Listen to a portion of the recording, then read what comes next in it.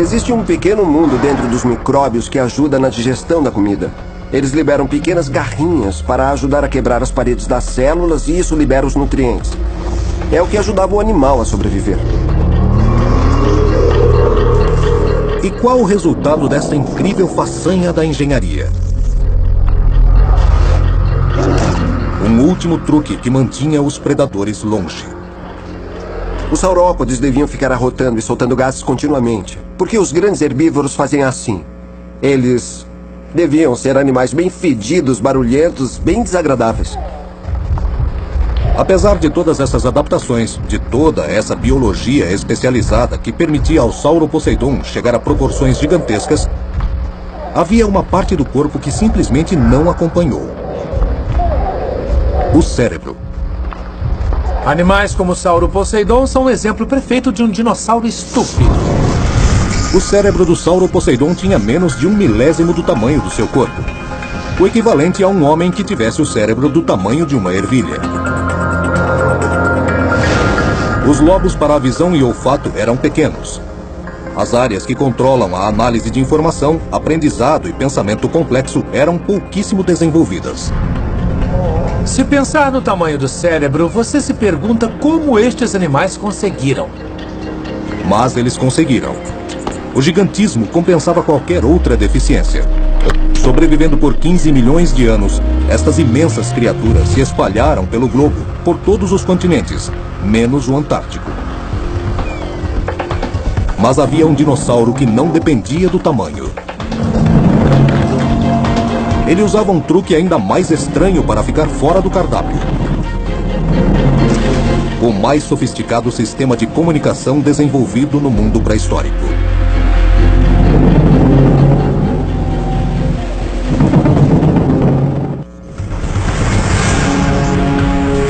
Os dinossauros herbívoros eram maravilhas da bioengenharia. Defendiam-se dos predadores mais ferozes, usando ciência, armaduras, a cauda como arma, espadas e escudos.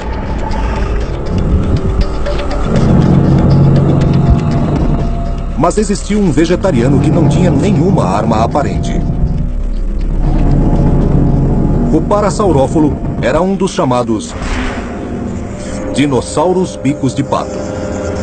Pesando quase 4 toneladas, ele não era pequeno. Mas encarar um predador de 7 toneladas como o Tiranossauro Rex seria suicídio.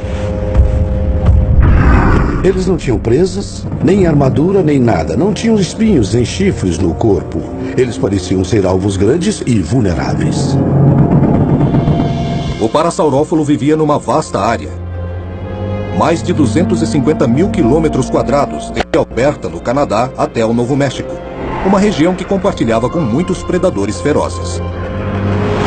O que tem intrigado a todos nós é como eles se defendiam. A pista mais importante para esse mistério está dentro do crânio deles. O Parasaurófalo tinha o maior cérebro dentre os herbívoros. E uma parte deste cérebro era anormalmente grande. A área responsável pela audição e interpretação de sons. É chamada de córtex auditivo. Foi uma surpresa ver que esses centros cerebrais eram muito grandes. E isso sugere que havia alguma coisa muito diferente entre o Parasaurófalo e seus parentes e a maioria dos dinossauros herbívoros.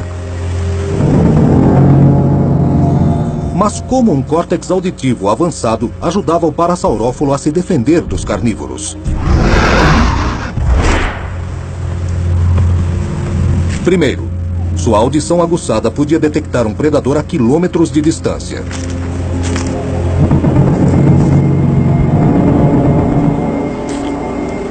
E havia uma mais importante. Ele podia reagir usando uma arma incomum. Um som peculiar gerado no fundo de uma crista de formato estranho que ele tinha na cabeça. A crista continha a cavidade nasal do animal. Um tubo que dava 2 voltas, criando uma câmara de 2,5 metros. Os chamados vibrações originadas na caixa vocal passavam por esses tubos. Como as câmaras de um trombone, estes tubos amplificavam o som. O resultado era um som de frequência extremamente baixa, mais profundo que a buzina de um navio. Cada espécie tinha seu próprio formato, cada espécie tinha seu próprio som. O arranjo destas câmaras dentro de cada animal era único. E o som gerado era como uma digital.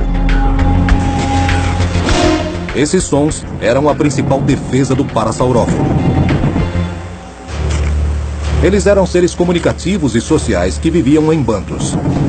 O parassaurófalo sabia que era mais seguro viver em grupo. Um parassaurófalo isolado seria um dinossauro com problemas, porque teria que se proteger de predadores sozinho. Mas se por um acaso o indivíduo desse um alerta dizendo "eu estou sozinho", ele podia esperar os outros membros do bando responderem ao seu chamado. Esta tática ainda é usada hoje nas planícies da África. Se você observar as várias espécies de herbívoros, verá que eles vivem em grupos. E se um deles avista um predador, ele grita ou ruge para avisar o grupo para que todos fiquem alertas. E se o predador estiver ali, eles podem sair todos correndo e fugir do ataque.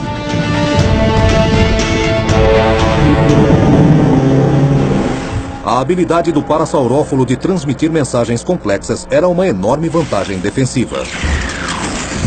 Usando a audição sensível, estas criaturas podiam detectar um predador a uma grande distância. E assim, emitir um alarme para alertar o resto do bando.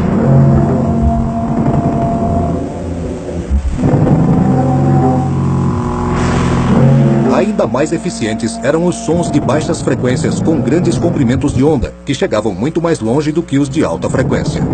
Este é um tipo de som que pode ser transmitido por distâncias bastante longas.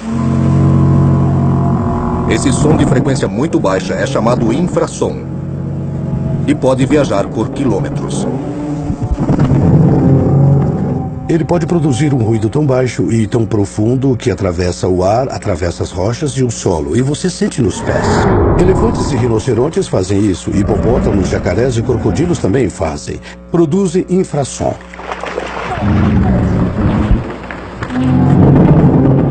Mas o parassaurófalo podia usar o infrassom para mais coisas. O som de baixa frequência pode ser uma forma eficiente de defesa.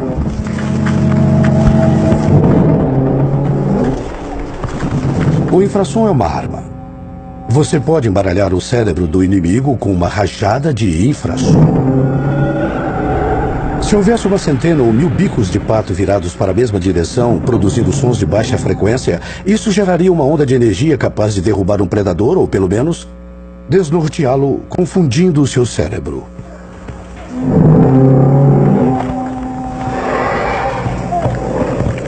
Apesar dessa arma secreta ensurdecedora, o parassaurófalo, como qualquer outro herbívoro, sabia que o melhor jeito de continuar vivo era manter-se longe dos predadores. Mas no mundo pré-histórico, os carnívoros gigantes com sentidos super aguçados e armas afiadas estavam em toda parte.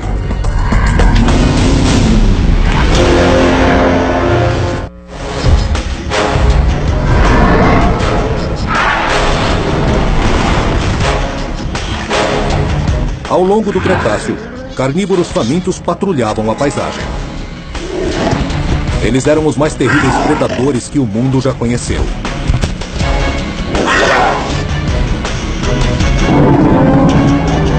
Suas presas herbívoras, porém, eram bem armadas e protegidas. Elas não se entregavam sem lutar. Mas os herbívoros pré-históricos tinham um problema. Eles não tinham um cérebro igual ao dos carnívoros que os caçavam. O cérebro do Sauroposeidon era tão pequeno que mal conseguia processar uma simples informação. Então, como aqueles gigantes conseguiam viver num mundo tão perigoso? Devia haver algum tipo de mecanismo que compensasse a pequena capacidade de realizar escolhas individuais. E devia ser a sociedade. Os Sauroposeidons se defendiam contra os superpredadores trabalhando e pensando em grupo.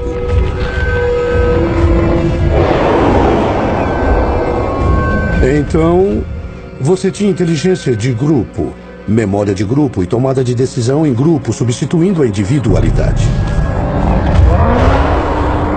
Viver em grupo era vital para a sobrevivência do Sauro Poseidon. Individualmente, seu gigantismo era uma poderosa defesa. Mas ficar em grupo tornava esses leviatãs quase indestrutíveis. Só que alimentar um bando com animais de 50 toneladas exige viajar longas